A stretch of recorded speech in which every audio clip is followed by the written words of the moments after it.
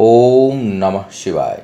मैं हूं ज्योतिर्विद पंडित दीपक दुबे और उपस्थित हूं आपके साथ राहु और केतु के होने वाले गोचर के प्रभाव को लेकर। कैसा रहेगा इनका प्रभाव, करेंगे चर्चा एक एक राशियों को लेकर के। तीन हिस्से में रहेगा यह मेरा कार्यक्रम। पहला हिस्सा थोड़ा राहु केतु का इंट्रोडक्शन, किस प्रकार का प्रभाव देंगे। दूसरा आपके राशि पर उसका क्या होगा प्रभाव, और तीसरा उपचार क्या करें। जो नए दर्शक हैं उनको बता दूं कि जो यह गोचर का प्रभाव मैं देने जा रहा हूं यह आपके लग्न राशि पर आधारित है। चंद्र राशि, नामाक्षर, सूर्य राशि या न्यूमरोलॉजी वगैरह के आधार पर इसको ना लें। दूसरा, सामान्य आधार पर ही माने, क्योंकि कोई विशेष परिस्थिति हो, कोई बड़ा निर्णय लेना हो और राहु केतु की दशा अंतर्दशा इत्यादि चल रही हो तो आपको चाहिए कि आप अपनी कुंडली का विश्लेषण कराएं, उसके बाद किसी निष्कर्ष पर पहुंचें। केवल राशि फल से कोई निष्कर्ष नहीं निकालना चाहिए, अंतिम निष्कर्ष नहीं निकालना। सामान्य अवस्था में या राहु और केतु की दशा अंतर्दशा चल रही हो, इस समय गोचर में राहु वहीं पर हों तो प्रभाव जो है आपको बेहतर, माने काफ़ी राशिफल के नज़दीक मिलेगा। अब सबसे पहले ये जो समय है इनका जो गोचर का, यह 23 सितंबर को होने जा रहा है। चूँकि राहु और केतु बिल्कुल आमने सामने रहते हैं और कुंडली में विपरीत दिशा में गति करते हैं और ग्रहों की अपेक्षा। बाकी ग्रह ऐसे मूव करेंगे, ये जो है उल्टी दिशा में चलेंगे। तो दोनों का गोचर एक साथ एक समय पर 1 तारीख को ही होगा और यह 23 सितंबर 2020 को अपना राशि परिवर्तित कर रहे हैं। मिथुन में राहु अभी गोचर कर रहे हैं और केतु गोचर कर रहे हैं धनु राशि में। विपरीत अवस्था में जाएंगे तो एक राशि कम में राहु जाएंगे, यानी वृषभ राशि में जाएंगे, शुक्र की राशि में जाएंगे, और केतु मंगल की राशि वृश्चिक में जाएंगे। और ये दोनों ग्रह अब इन दोनों राशियों में अर्थात वृषभ और वृश्चिक में 12 अप्रैल 2022 तक बने रहेंगे। 18 महीने की लगभग इनका गोचर होता है। तो यह स्थिति इस प्रकार से बना रहे हैं। अब जब हम, चूँकि राहु और केतु को छाया ग्रह माना जाता है, तो यह जिस राशि में होते हैं उस राशि का जो स्वामी है उससे संबंधित, उससे मिला जुला, उसके नेचर से संबंधित प्रभाव देने लगते हैं। अगर उसके साथ साथ अगर उस ग्रह से उनकी नैसर्गिक शत्रुता या मित्रता है या समभाव है तो उससे भी परिणाम पर असर पड़ेगा। जैसे सूर्य और चंद्रमा के नैसर्गिक रूप से ये नकारात्मक प्लैनेट हैं, तो उसमें इनके नकारात्मक प्रभावों का जो प्रभाव है वो थोड़ा अधिक होगा। और शुक्र, बुध, शनि ये मित्रवत हैं, तो यहाँ पर प्रभाव जो है वो इनका उतना नकारात्मक नहीं होता, बल्कि कई जगह बहुत सकारात्मक परिणाम भी देखने को मिलता है। तीसरी बात ये होगी कि इस समय आपकी दशा अंतर्दशा किसकी चल रही है। यदि दशा अंतर्दशा राहु या केतु की हुई, विशेष करके अंतर्दशा या प्रत्यंतर दशा में राहु या केतु, जिस भाव में अभी राशिफल जब बताऊंगा, तो इसका परिणाम आप अधिक जानें, अधिक समझें और बहुत करीब जानें। जो राशिफल बताएंगे उसके काफ़ी आसपास होना चाहिए। दूसरा ये भी है कि भाई आपकी कुंडली में जन्म के समय राहु केतु की क्या स्थिति है, क्योंकि जन्म के समय से राहु केतु का गोचर भी बहुत मायने रखता है। तीसरी बात यह है कि यदि कुंडली काल सर्प से प्रभावित है तो परिणाम थोड़ा आवश्यकता से अधिक देखने को मिलता है, क्योंकि ये दोनों ग्रह जो है वो दैत्य के रूप माने जाते हैं, तो इनका जो परिणाम होता है उसकी मात्रा अधिक होती है। वो सामान्य जो शुभ ग्रह हैं अन्य, उनके तरह से परिणाम नहीं आएगा। जो भी अच्छा या बुरा परिणाम आएगा वो तेज़ी से और अधिक मात्रा में आने की संभावना होती है। तो इन चीज़ों को देखना होगा। दूसरा, जिस राशि में जा रहा है, जैसे कि राहु शुक्र की राशि में जा रहा है तो शुक्र की स्थिति क्या है आपकी कुंडली में, और केतु मंगल की में जा रहे हैं राशि में तो मंगल की स्थिति क्या है। इनकी शुभ और अशुभ, जैसे शुक्र अगर अशुभ है जन्म कुंडली में भी आपके, तो राहु जो है वो जो शुक्र से संबंधित जो सोच है, विचार है, जो सुख हैं, जो सुविधाएं हैं, उनको अजीब ढंग से यह दूषित करेगा। और उसी प्रकार अगर मंगल दूषित है तो केतु जो है वो नकारात्मक दिशा में ले जाएगा आपके पराक्रम को, आपके क्रोध को, आपके आवेश को। जब राशिफल बताऊंगा तो एक एक करके चर्चा करूंगा। तो इनका मूल्यांकन भी आवश्यक है। इसीलिए कहता हूं कि केवल राशिफल सुन करके निर्णय पे नहीं पहुंचा जा सकता। लेकिन हाँ, यदि शुभ अवस्था में जो मुख्य ग्रह हैं वो हैं शुक्र और मंगल, तो जो अगर राशिफल में शुभ परिणाम कह रहा हूँ तो उसके आने की संभावना काफ़ी अधिक रहेगी। और यदि आपके जन्म के समय शुक्र और मंगल दूषित अवस्था में हैं, शुक्र या मंगल और शुक्र और मंगल, तो आप समझिएगा कि दूषित परिणाम आने की संभावना अधिक होगी। तो अब एक एक करके मैं राशियों की बात करूंगा अब कि क्या होगा प्रभाव आपकी लग्न राशि के अनुसार इस राहु केतु के गोचर का। अब मिथुन वालों की बात करते हैं। मिथुन राशि वालों के लिए राहु द्वादश भाव में और केतु जो है आपके छठे भाव में गोचर करेंगे। राहु के द्वादश भाव में आने से बिना वजह के खर्च बढ़ेंगे। अनप्लान्ड एक्सपेंडिचर होता है, हम सोचे भी नहीं होंगे और अचानक कोई नया खर्च जन्म ले लेता है। अनावश्यक यात्राएं, बिना वजह भटकाव उत्पन्न होगा।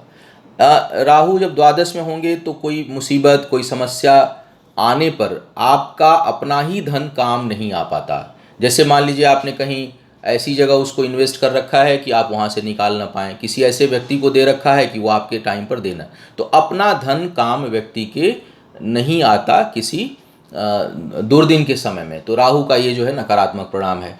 यदि इस समय बुध भी कमज़ोर हुआ, क्योंकि मिथुन लग्न के लिए बुध जो है वो लग्नेश हैं, और अगर मरकरी कमज़ोर हुए इस टाइम पर तो बिना वजह का जो है वो इधर उधर भटकाव होगा, जो है आर्थिक निर्णय लेने में आपको काफ़ी कठिनाई महसूस होगी, आप सही डिसीजन नहीं ले पाएंगे अगर मरकरी कमज़ोर हुए तो।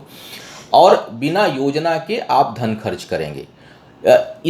इसमें एक चीज़ है कि आपके अंदर परोपकार की भावना भी रहेगी, दूसरों की खूब बढ़ चढ़ कर मदद करेंगे, लेकिन यहाँ भी निर्णय नहीं ले पाएंगे। मतलब आप बिना सोचे समझे दूसरे की मदद करने में अपना धन खर्च कर सकते हैं, जिसका परिणाम आपके लिए कम से कम निगेटिव होगा। बाहर तो खूब वाहवाही मिलेगी, जिससे कि मतलब आपको बड़ा उत्साह होगा कि अरे मैंने ये कर दिया मैंने, लेकिन उसका जो साइड इफेक्ट है वो बड़ा अच्छा नहीं होगा। उसके ऊपर आपके ऊपर इसका जो साइड इफेक्ट है वो बड़ा नकारात्मक आएगा। अगर बुध के साथ साथ शुक्र भी ठीक नहीं है कुंडली में, शुक्र अगर नकारात्मक हैं, अच्छे हैं तब तो कोई बात नहीं, बढ़िया परिणाम मिलेगा, लेकिन अगर नकारात्मक हैं तो भोग विलास और अनैतिक काम में, जिसको नैतिकता के दृष्टिकोण से ठीक नहीं कहा जा सकता, ऐसे कामों में आपका धन और आपके जो शरीर है दोनों नष्ट होता है। आपका बुद्धि, आपका पराक्रम, आपका धन, यह सब जो है वो नष्ट होता है, व्यर्थ होता है अनैतिक कार्यों में और भोग विलासिता में, और अपने जो काम आपको उत्थान दे सकें उसमें आपकी रुचि नहीं होगी, और उसमें सही आपका जो आपका समय है वो सही तरीके से लग नहीं पाएगा। तो थोड़ा इन सब चीज़ों से बचना चाहिए, और जो मैं अंत में जो राहु केतु का जो उपचार बताऊंगा उसको जरूर आपको फॉलो करना चाहिए यदि राहु की दशा अंतर्दशा आपके लिए चल रही हो और कुंडली में विशेष करके बुध कमज़ोर हो या शुक्र ठीक ना हो, दूषित हो तो। अब केतु की बात कर ली जाए। केतु आपके लिए आ रहे हैं छठे भाव में। छठे भाव में जो है वो ये बिना वजह के वाद विवाद को बढ़ाने वाले होंगे। मिथुन वालों के लिए मंगल वैसे ही मार्केस हैं, मंगल की राशि में केतु आएंगे। केतु का बुध से भी बहुत अच्छा संबंध नहीं माना जाता है, शत्रुवत संबंध एक प्रकार से केतु का बुध के साथ होता है। राहु का तो मित्रवत है, लेकिन केतु का जो है वो अच्छा नहीं है। तो यह अचानक के वाद विवाद, चिंता, परेशानी उत्पन्न केतु करेंगे आपके लिए। इस समय शत्रुता अगर किसी से होगी तो शत्रु हावी हो सकते हैं। अगर आपका पराक्रम भाव मजबूत नहीं है, यानी आपके सूर्य यदि बहुत मजबूत नहीं है, आपके बुध बहुत मजबूत नहीं है, तो शत्रु इस समय आपको परेशान कर सकते हैं, शत्रु हावी हो सकते हैं। अकारण का भ्रमण भी, यह भी बिना वजह उत्पन्न करेंगे आपके लिए यत्र तत्र सर्वत्र। धन खर्च बढ़ेगा, कर्ज से इस समय बचना चाहिए। हालांकि जो केतु का प्रभाव है छठे भाव में, ये अगर इनकी दशा अंतर्दशा हुई तो आपके अंदर कर्ज लेकर के बड़े काम करने की प्रवृत्ति होगी। और कोई जैसे कि बड़ा सा कर्जा ले लेता हूँ, चलो 10 करोड़ 20 करोड़ और ये फैक्ट्री लगा दूंगा, ये मकान खरीद लूँ, ये पेंट हाउस ले लूँ, इस तरह की भावनाएं होंगी। लेकिन कर्ज के बल पर बड़ी गाड़ी, बड़ा मकान, बड़ा बिजनेस खड़ा करने की भावना जो है बहुत ज़्यादा प्रेरित करता है केतु, और यहाँ पर आपको यहीं पर बचना चाहिए। तो बड़े कर्ज लेकर के बड़े काम करने के लिए थोड़ा सावधान रहें। यहीं पर जो है आपको सावधानी अपेक्षित है, जहाँ पर इस प्रकार का कहीं आपको मन में भाव उत्पन्न हो, कहीं विचार उत्पन्न हो तो बचिए, और किसी भी प्रकार के विवाद से बचिए, अन्यथा यह केतु बहुत नुकसान दे सकता है और शत्रु एकदम से आप पर बहुत ज़्यादा हावी हो सकता है। अब उपचार की बात कर ली जाए। कई लोग राशियों के हिसाब से उपचार बताते हैं, बताना भी चाहिए, लेकिन अब हर राशि में उपचार ऐड क्या करूं? मुझे लगा कि एक जो राहु या केतु के दूषित होने पर या उसके शुभ प्रभाव को बढ़ाने के लिए जो हमें उपाय करना चाहिए वो एक साथ दे दूं। और अगर आपकी कुंडली में कहीं खराब भाव में इसका प्रभाव पड़ रहा है तो इसके उपचार को थोड़ी सावधानी से और अधिकता से करें। अगर सामान्य प्रभाव देने वाला है या उसकी अंतर्दशा वगैरह नहीं चल रही है, दशा अंतर्दशा का प्रभाव नहीं है, तो आपको उतनी चिंता करने की जरूरत नहीं है, लेकिन इसका शुभत्व तो बना रहे इस कारण उनके उपचार को, जो शुभ प्रभाव देने वाले उपचार हैं, उनको करना चाहिए। सबसे पहले राहु की बात कर ली जाए। राहु का जो प्रभाव है, नकारात्मक प्रभाव भी होगा, वो धीमे धीमे आता है, एकदम से एक इरिटेशन लेवल पे ले जाता है राहु। तर्क कुतर्क को बढ़ाएगा, विचारों को धीरे धीरे दूषित करेगा, संबंधों को धीरे धीरे खराब करेगा, नकारात्मक जो एनर्जी है उसको धीरे धीरे हमारे चारों तरफ ऑरा को इंक्रीज करता है। केतु का जो प्रभाव है बहुत तेज़ी से आता है, बहुत फास्ट जो है वो रिजल्ट आता है, एकदम पलक झपकते, मतलब वो रुक रुक के रिजल्ट नहीं देगा, वो एकदम से दे देगा। अच्छा देगा तो भी एकदम से दे देगा, अचानक आपके जीवन में कोई शुभ चीज़ ऐसे हो जाएगी जैसे कि आप एकदम अभी उदास, हताश, निराश बैठे हुए हैं और एक पल में केतु का अगर शुभ प्रभाव हुआ तो सारे बादल एक सेकंड में छट जाते हैं, जैसे कोई तूफान आया और सारे दुख और आपदाओं को ले गया। लेकिन नकारात्मक प्रभाव भी वैसे ही पड़ता है कि एकदम आप सुखी जीवन व्यतीत कर रहे हैं, खूब जीवन में सावन का महीना चल रहा है, लेकिन एक सेकंड में ऐसी विपदा आती है कि लगता है कि जैसे भूचाल आ गया हो पूरे जीवन में। तो केतु का प्रभाव एकदम से तेज आता है। अब मंगल की राशि में जा रहा है तो इसका प्रभाव आए हैं तो प्रभाव बहुत तेज होगा, उग्रता के साथ होगा, अच्छा या बुरा। राहु शुक्र में जा रहे हैं तो थोड़ा सा धीमी गति से अपना प्रभाव देंगे। राहु के जो नकारात्मक प्रभाव है उसको कम करने के लिए मैं हमेशा, क्योंकि एक उपाय हर जगह काम नहीं करता और जो उपचार होते हैं वो मल्टी डायमेंशनल होने चाहिए। आप सोचें कि खाली पूजा पाठ से हर चीज़ को ठीक करें तो नहीं होगा, आप सोचें केवल खान पान से हर चीज़ को ठीक करें तो नहीं होगा, आप सोचें केवल कर्म से हर चीज़ को ठीक कर लें, नहीं होगा। तो क्या करना है? राहु का यदि नकारात्मक प्रभाव पड़ रहा है, राहु की दशा अंतर्दशा है, आपके ऊपर कोई दूषित प्रभाव पड़ने की संभावना है, या राहु से कुछ रिटर्न लेना है, राहु को अपने पक्ष में प्रयोग करना है, तो क्या करना चाहिए? खट्टी चीज़ों का सेवन कम करिए, एकदम एक गांठ बांध लीजिए कि भाई खट्टी चीज़ें कम खानी है। राहु की दशा अंतर्दशा हो तो ज़रूर ध्यान दीजिए, चाहे राहु कहीं बैठा हो। खट्टी चीज़ों को कम खाइए, व्यसन में ना पड़िए, दोस्ती मित्रता थोड़ा संभल कर करिए, सावधान रहिए। बहुत ज़्यादा बहकावे में आकर, बहुत ज़्यादा उत्तेजना में आकर अचानक कोई चीज़ एकदम से आपको बहुत ल्यूक्रेटिव लग रही है, आकर्षित कर रही है, तो सावधान रहिए, तुरंत ऐसे मामलों में निर्णय मत लीजिए। 24 घंटे 48 घंटे प्रतीक्षा करिए, उसके बाद उस पर डिसीजन आप लीजिए।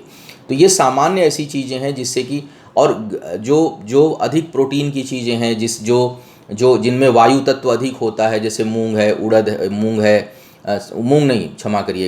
है, बैगन है, गोभी है, मटर है, राजमा है, इस तरह की चीज़ों को खाने से थोड़ा परहेज करें। दूध से बनी चीज़ों को खाने से, विशेष करके पनीर वगैरह को थोड़ा अवॉइड करें और रात में कम प्रयोग करें। गर्म दूध तो बिल्कुल ना पिएं। तो इन चीज़ों से थोड़ा सा अगर आप परहेज रखते हैं खान पान में तो थोड़ा राहु से राहत मिलेगी।